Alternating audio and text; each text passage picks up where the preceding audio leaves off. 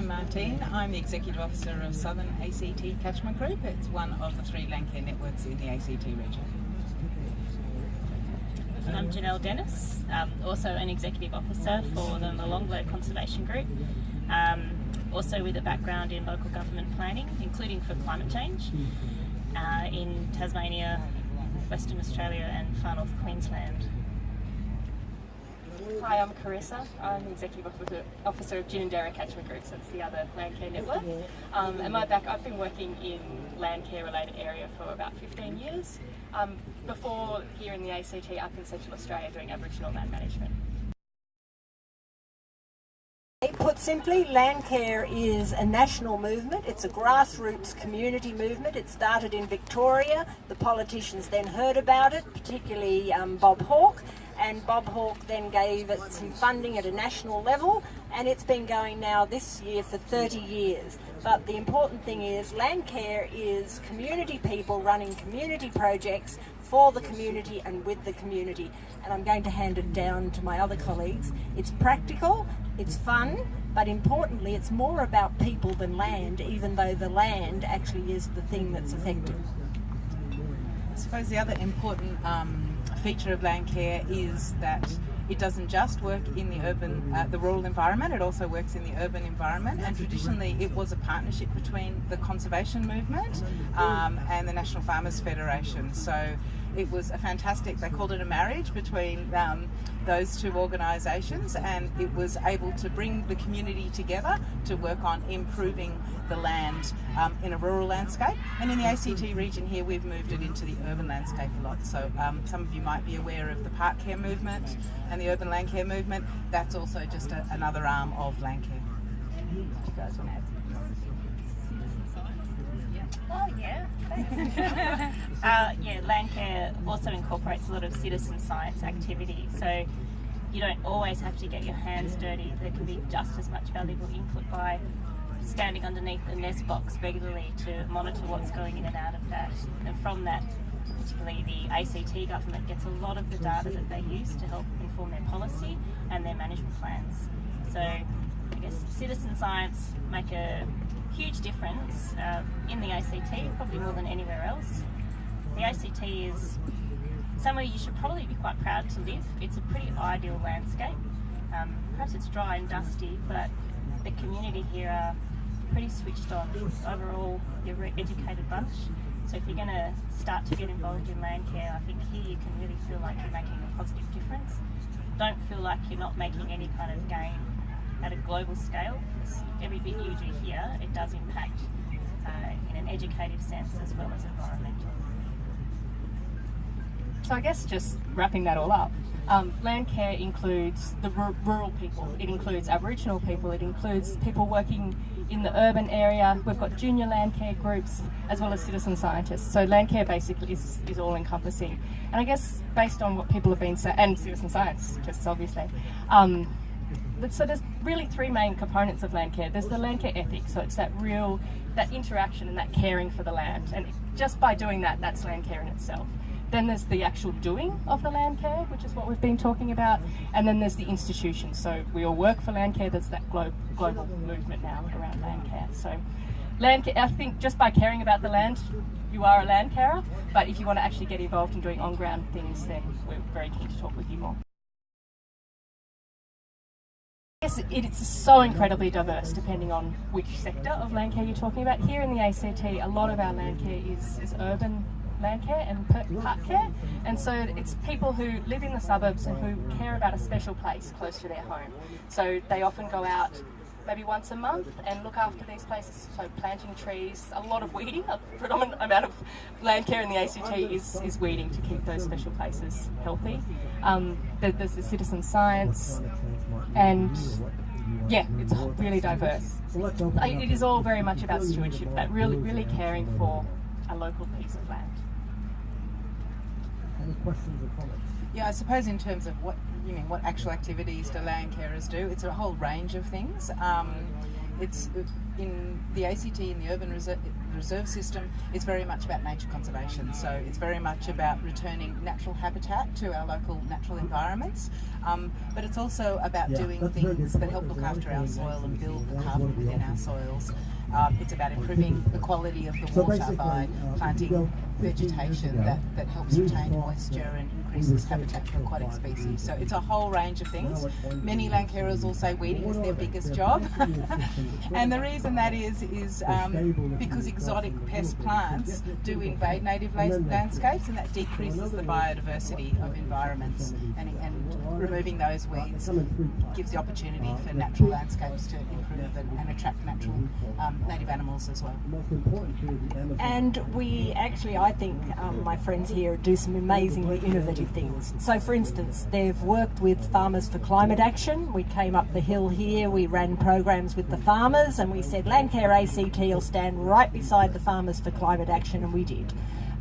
Also at a very practical level, and one of my colleagues, particularly on my left here, might share it with you, but had this great idea. We hate using chemicals to get rid of weeds. They're terrible. Let's see if we can get for the ACT an experiment whether a steam weeder would work. So my friend on the left here, with our rural friends, we've got a very big animal at the moment, shall we call it that, Martine, that we're trying to figure out through energy use, through fire possibilities with it. Well, how the heck do you get this lumpy thing around areas to get rid of weeds without the use of chemicals by using the steam? But that's innovation. Yeah, so I mean there's lots of innovative things that we do across the region, and Maxine's talking about a big steam weeder that Southern ACT Catchment Group has just purchased to try non-chemical methods of treating weeds across different environments. So we're trialling that across the place. Another one more thing to add is Aboriginal land care. So here in the ACT there's a huge amount of cultural sites that are dotted around both on the reserve land as well as the urban open space, and so we've been working with an Aboriginal people developed Aboriginal Landcare Group that works on those places as well, and those groups are made up of Aboriginal people as well as non-Aboriginal people who are interested in looking after country. So the question is, have we got the tipping point? I will say also that we do dance with the devil, if you like. So I think all of the catchment groups are working pretty closely with some of the land developers in the ACT, both government and private land developers. And that is an important relationship to have. So we do play a fairly important sort of intermediary or educational role with developers.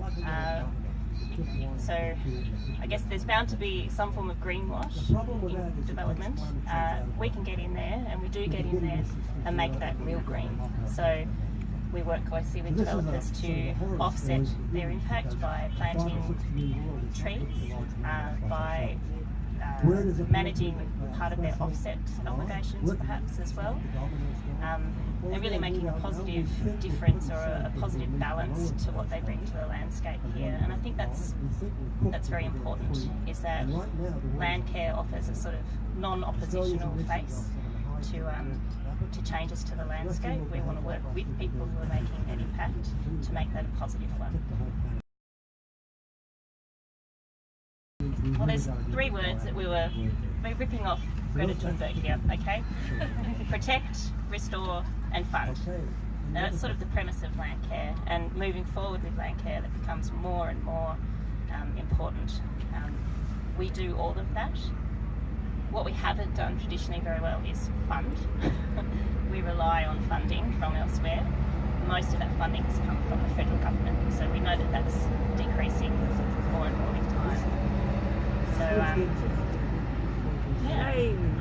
what can I say? Can I say more about that? Yeah, I mean, I think in terms of climate change, on a more scientific or more ground level, I believe land care is really a key tool to try and build the carbon in the soil. And I think most of you will understand carbon cycles, and that we have lost, we're releasing too much carbon into the air by removing vegetation, and that's lowering the capacity of the soil to be productive, to hold water, and to grow things that we need, and to sequester carbon. And I think land care provides very much a structure and a model in which we can do that. We can get back to building carbon in the soil. That's my big thing. I actually don't think we should be doing anything else than building carbon in the soil, because we need to be getting it back out of the air. We've pulled it all out, we've turned it into a whole bunch of things that are now going into landfill, and I think we need to get it back in there, and I think Landcare offers that opportunity. It's an old model, it's been going for over 30 years.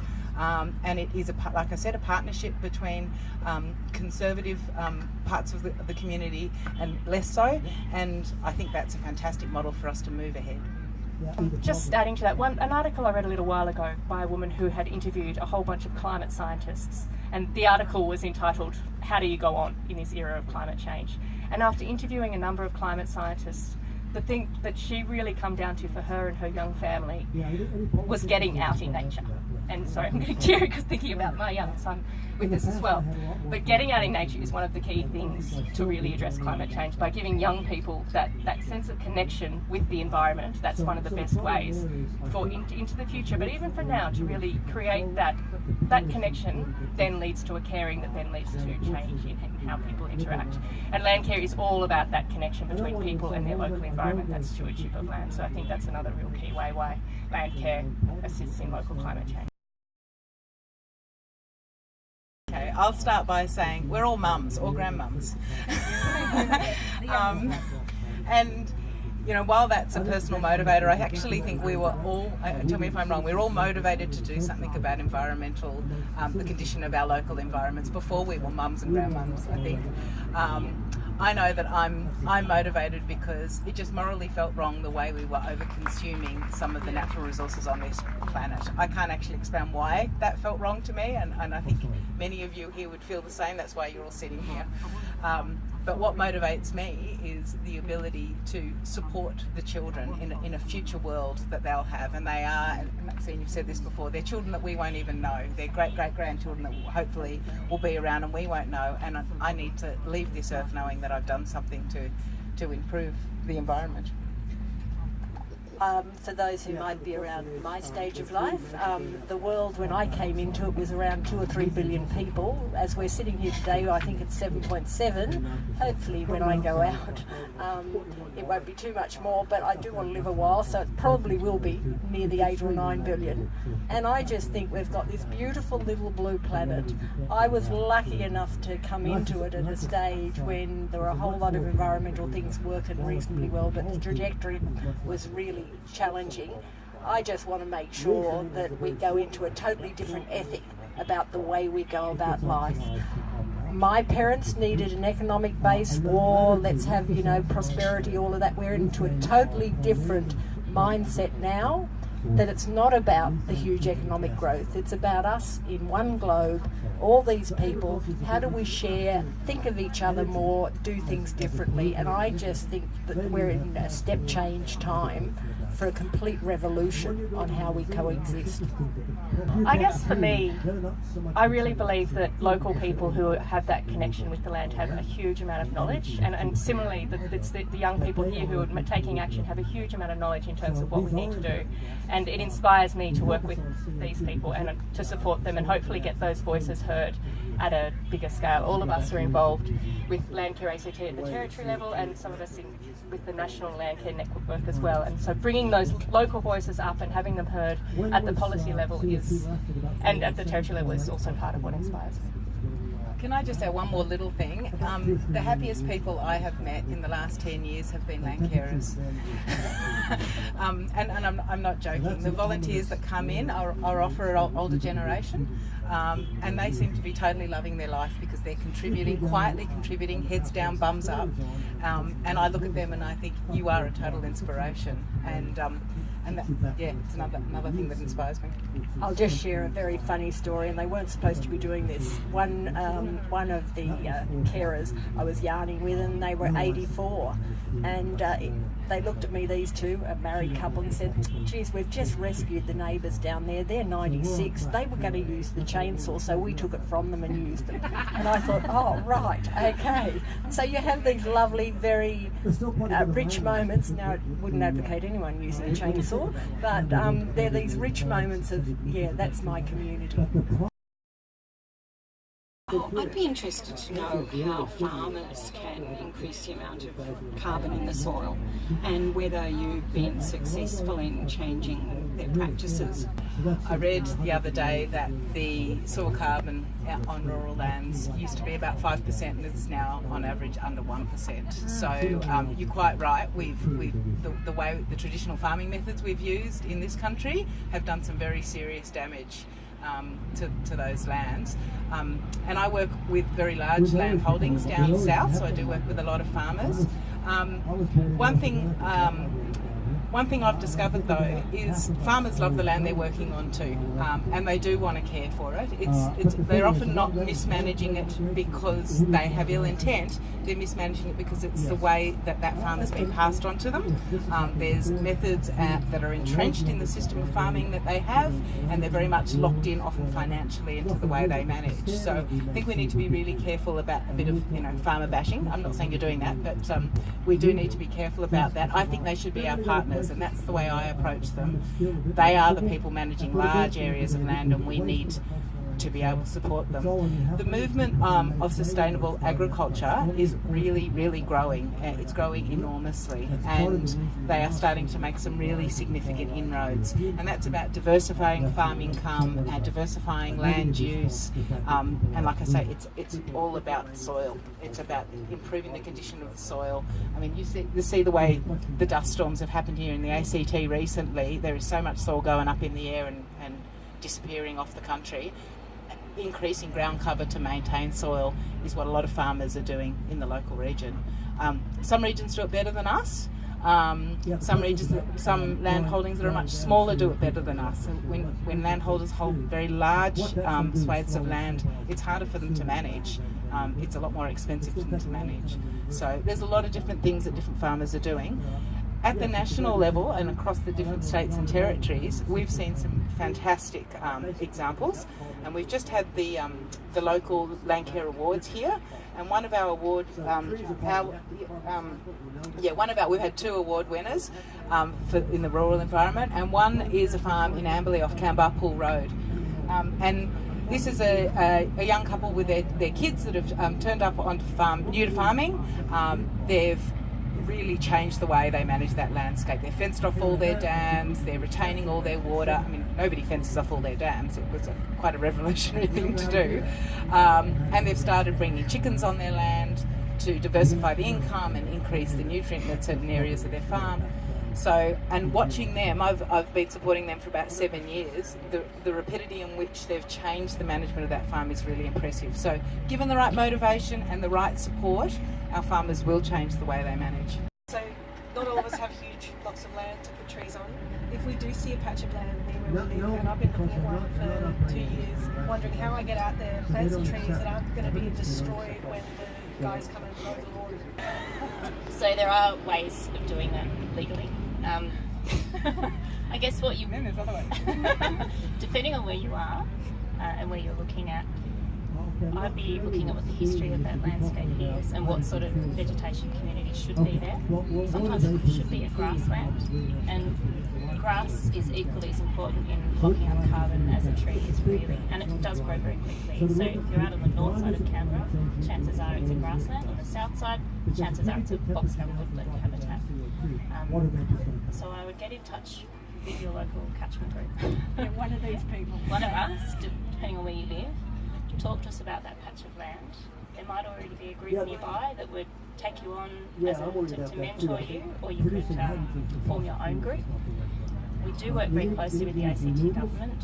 They're by no means an adversary, so you can get support to plant out that land, as long as you do it within their sort of guidelines. So if you planted an area that's a green corridor such as this one, that might be there for fire abatement purposes. So that's a really important thing to note, is that we might want to put trees absolutely everywhere in the landscape, but if that means in 10 years' time the whole suburb catches on fire, then perhaps you haven't quite done the right thing, and you might have wanted to find an alternative space or plant different species that were fire retardant. So get advice, see if you can join your local catchment group or Landcare group, and then start talking to them about your aspirations. So the ACT government did just have a grant round, which is called Adopt a Park, which is just for that sort of thing. So a spot that's been troubling you and you want to make a difference, you can get grant funding and start working with the network to get it replanted.